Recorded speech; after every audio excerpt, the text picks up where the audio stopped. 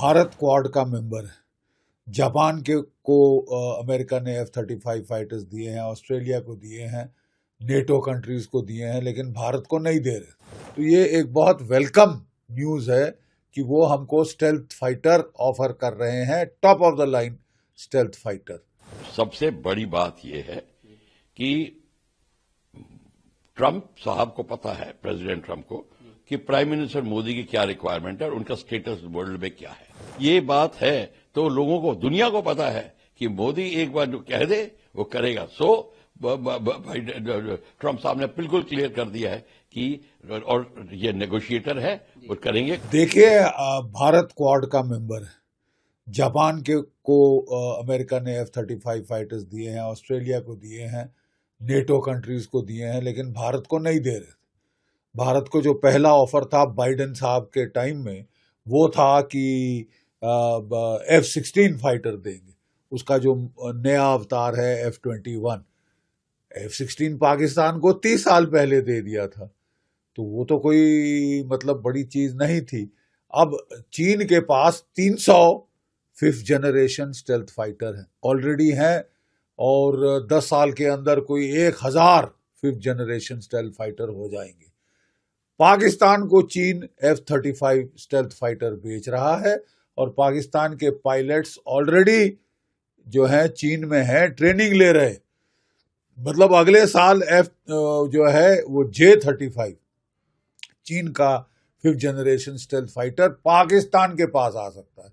यानी पाकिस्तान के पास F-35 के बराबरी के चीनी स्टेल्थ फाइटर अगले साल आ जाएंगे, यानी वो हमसे पहले स्टेल्थ फाइटर ले लेगा।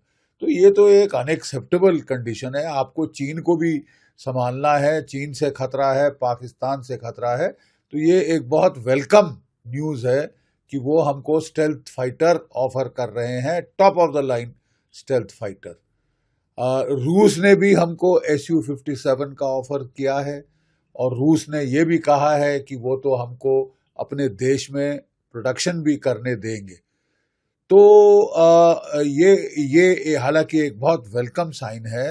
हम अपना भी आमका यानी एडवांस मीडियम कॉम्बैट एयरक्राफ्ट बना रहे हैं अपने देश में, लेकिन कोई 10 साल 15 साल लगेंगे इसके पहले कि वो प्रोडक्शन में फुली आए। एक तो इसको हमें स्पीड अप करना पड़ेगा। सबसे बड़ी बात यह है कि ट्रंप साहब को पता है, प्रेसिडेंट ट्रंप को, कि प्राइम मिनिस्टर मोदी की क्या रिक्वायरमेंट है और उनका स्टेटस वर्ल्ड में क्या है।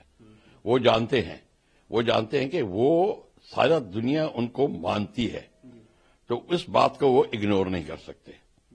और ये भी कह रहे हैं कि लोग कह रहे हैं कि मैं अपने को मैं अपनी चला रहा हूं, तो अपनी थानेदारी हर वक्त कर रहा हूं।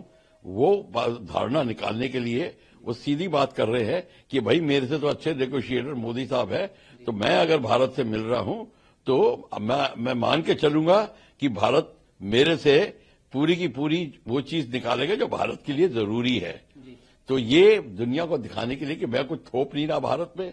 और ये बात भी सही है कि मोदी को हम सोच रहे हैं कि मोदी साहब वो कोई कहेंगे और हाँ में लाके आ जाएंगे। ये बात गलत है, क्योंकि मैं आपको उदाहरण देता हूं। G20 में भारत ने प्रेसिडेंट ऑफ अमेरिका को बोला था कि मैं रशिया पे सैंक्शंस नहीं लगाऊंगा, और प्रेसिडेंट बाइडेन को बिल्कुल, जिसको कहते हैं ना, कड़वा घूंट पी के रहना पड़ा, और वो एक्चुअली उस टाइम उठ के चले गए थे। ये बात है तो लोगों को, दुनिया को पता है कि मोदी एक बार जो कह दे वो करेगा। सो ट्रंप साहब ने बिल्कुल क्लियर कर दिया है कि और ये नेगोशिएटर है, वो करेंगे, क्योंकि ट्रंप साहब को बहुत सी चीजें बेचनी है भारत को। ऐसी बात नहीं है, वो भारत को बेचना चाहता है, वो अपने दमड़ी के पक्के हैं। तो ये भी बात है, तो उनको भी पता है कि मेरे को बेचना है, तो दूसरे को मैं खुश भी करना चाहता हूं। इसका ये दूसरा पहलू भी है। पर मोदी साहब को चापलूसी चलती नहीं उनके साथ।